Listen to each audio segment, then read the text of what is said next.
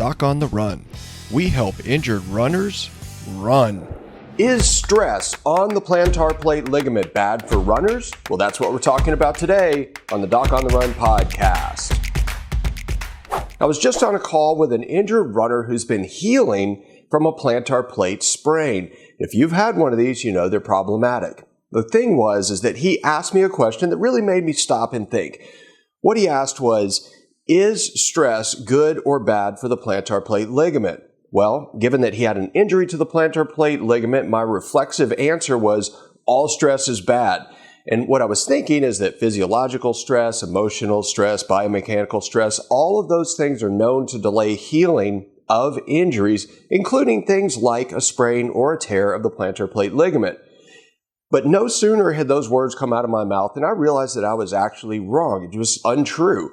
Now, here's the thing. As a runner who is considering the stresses applied to a healing plantar plate ligament, it's all about timing and your specific goals. It's not just about the injury. I always talk to doctors and runners who I'm talking to about their specific running goals. Everything's about timing. The amount of time you have to take off is related to your goals, not just the injury. It's not related to a grading scale. It's related to whether or not you can actually complete your event or resume training when you actually need to. And there's actually a way that this applies to the stresses applied to this ligament as well. If you think about this, the way that we train as athletes is all related to a thing called physical stress theory. And this has been the foundation of exercise prescriptions for years and years, decades. It's really a simple idea. What it means is that you have specific adaptations in tissues because of imposed demands on those tissues. If you do biceps curls, if you lift weights and you exercise your biceps, that puts a demand on the muscle that forces it to grow. That's true of all tissues that actually respond to forces that way. Tendons, ligaments, bones, they all get stronger. If you lift weights and you do resistance training, your bones will respond and they will start to get thicker and stronger as a consequence of that injury. This is true of tendons and ligaments too. When you have an injury to something like the plantar plate ligament and you sit still, you can get healing of that, but it's not organized. But when you actually load a tendon or a ligament and you stretch it, the cells that repair the collagen actually lay down collagen in a direction that resists that motion and reinforces the strength of the ligament. It's more organized, it's stronger, and it's better for you as a runner. So those adaptations are related to timing.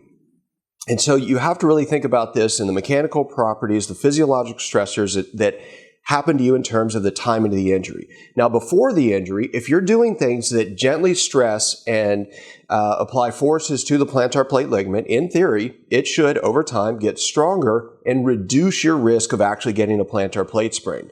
Immediately after the injury, well, now you're in the acute injury phase. You have swelling, you have bleeding, you have bruising, you have pain because the ligament is ripped. Now, if you rip half of the ligament, it stands to reason that this other half that's still attached, well, it's going to be weaker. So in the acute phase where you have weaker tissue that's just been damaged, it's not structurally intact the same way, and because of all of the stuff that happens with the pain receptors around the injury, you won't feel it as much. This is one of the reasons it's so important to stop running when you have an ankle sprain.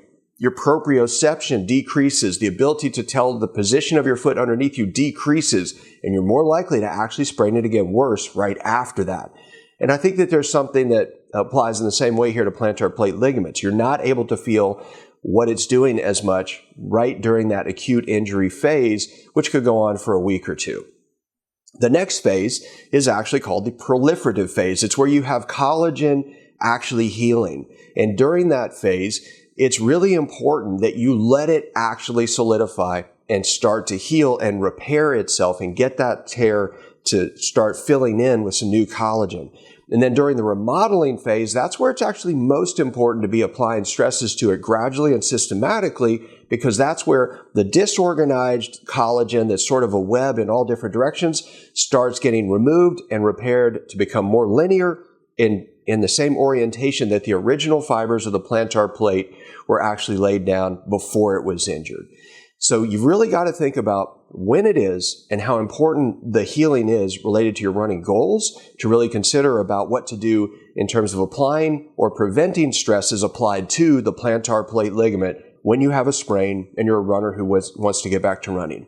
Now, if you think you have a plantar plate injury and you haven't checked it out yet, you might want to check out the Plantar Plate Masterclass.